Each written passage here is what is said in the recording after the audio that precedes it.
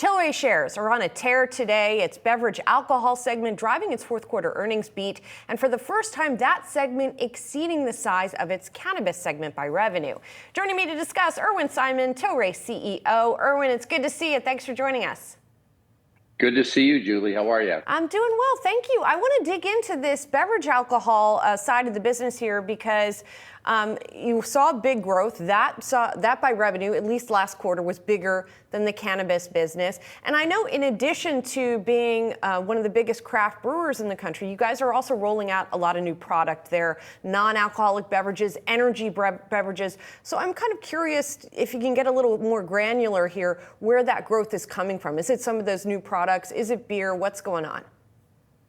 So, Julie, step back and just come back and look at Tilray brands today in Afria.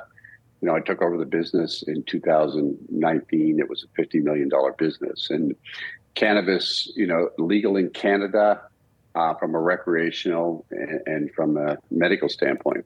What I knew and could never depend upon was U.S. legalization and what would happen. And you know, it's almost like I looked into a crystal ball, and here today we don't know if rescheduling is going to happen and what's going to happen with the new president, whether it's Trump or Harris, et cetera. So with that, we parlayed in 2020, got into the beverage alcohol business with Sweetwater Brewery. We acquired that, doing 2.5 million cases. This year we're on a run rate to do about 13 million cases of beer. So it's been a great entry for us. And listen, the beer category is declining, cannibalization in the cannabis industry. So there were some big bets on that. With that, you know, the challenge and the strategy, how do you make beer fun again? What do you do about beer? Unique. There's perception on beer was drank mostly by, you know, white men out there. And how do you bring more females into beer? How do you bring that younger generation?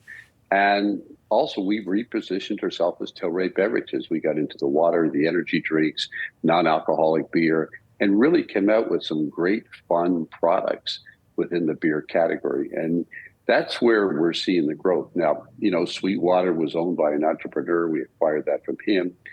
In regards to Montauk, it was started by two founders. And there was a financial group behind it. We acquired that. And then the 8, you know, businesses that we acquired from ABI, great brands that sort of got lost within the ABI craft beer infrastructure. So it's taking businesses that were already in place and putting great marketing, great sales and marketing, great leadership under Ty Gilmore and his team. And we're seeing some great results. And I think the important thing is also we have 500 beer distributors out there that lost, you know, a lot of their sales, whether it was through, you know, the Bud Light issue or some of the other issues out there within beer, are looking for new products, are looking for innovation. And that's where we're getting our growth from. Irwin, I want to turn to cannabis now because Canadian cannabis pricing has been under some pressure, but you guys talked about maybe some stabilization last quarter. Do you think it's bottomed? Do you think we're going to see some improvements even in pricing in that market? You know, great question. If you come back and look at Tilray, over the last 3.5, 4 years, we lost about $200 million in price compression, which ultimately drops to the bottom line. And that's $200 million, you know, that would go into our net income. Now, with that, you know, at the same time, we're paying the same amount of excise tax as we pay $1 per gram. And excise tax kept going up, and ultimately price compression came down. So that came out to about $200 million. Now, the good news is this year we lost about $12 million in regards to price compression. We did not see any price compression in our fourth quarter. So that's a good news, and that's a good sign.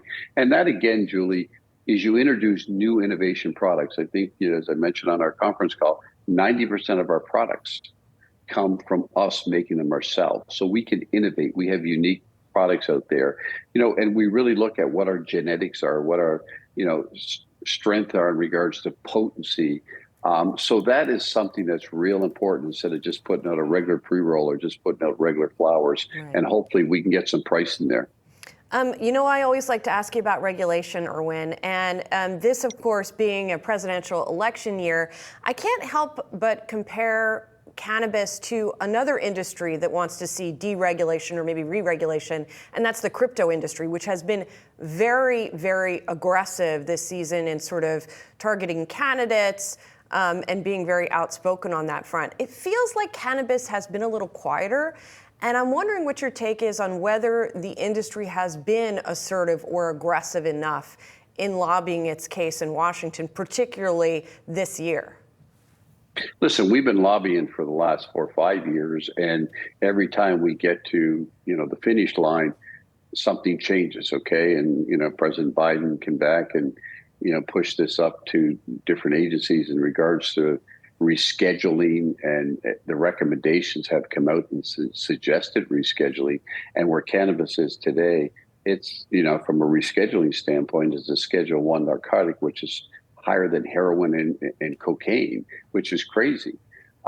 So I don't think the industry at all has gone quiet. I think it's a wait and see. Now, I'm quite concerned what will happen out there. Under a Trump administration, I'm not sure we'd see anything change. Under Harris, who's been for rescheduling and for legalization, I think we could see something. That's just my, that's just my opinion. Do you think rescheduling is going to happen after all? It seems like there's been sort of fits and starts this year. Julie, there's 100 days to the election, okay? And, we have a new presidential candidate in place there. I guess I'm not sure, but I'm not optimistic either. But again, something's got to happen. And that's what the thing interesting and exciting about Tilray. We did not sit back and wait with the hopes of rescheduling happening. We now have a strong beer business. We have a spirits business. We have a hemp business. And listen, I'm real excited we didn't talk about Germany. What's happened in Germany in regards to rescheduling there? 80 million people. What will happen in Europe? So we're well positioned if rescheduling doesn't happen. And if rescheduling happens, where I'm excited is this here. With our medical cannabis business in Canada, our medical cannabis business in Europe, we have over 5 million square feet of grow, and with NAFTA in place, could we bring a lot of that grow into the U.S. and be able to sell medical cannabis here immediately? And we could. Irwin, you mentioned maybe another Democratic administration would be more friendly towards a rescheduling or eventual legalization. There are millions of people across the country who are now using cannabis legally.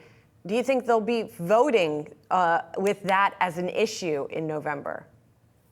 Listen, I come back. Cannabis from a recreational standpoint is legal in 27 states. It's legal in 35 states from a medical cannabis. So, over, half the population, cannabis is legal today, but it's not legal from a federal standpoint. So I come back and look today at Gen Z and millennials. There's more cannabis being consumed each day now than alcohol. So it's just, let's clear this up. And that's where it's confusing out there. You heard me say before, we pay $150 million Canadian in excise tax in Canada.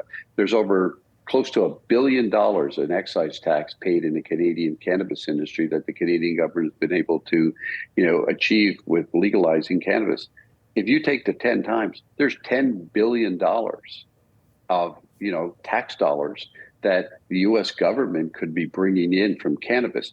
And right now they're not bringing it in because it's either coming through the illicit market or going to the province or going to the states. Right, exactly. Irwin, thanks so much for joining us. Interesting stuff, thought-provoking stuff. Appreciate your time. Thank you very much, and nice to see you again. You too.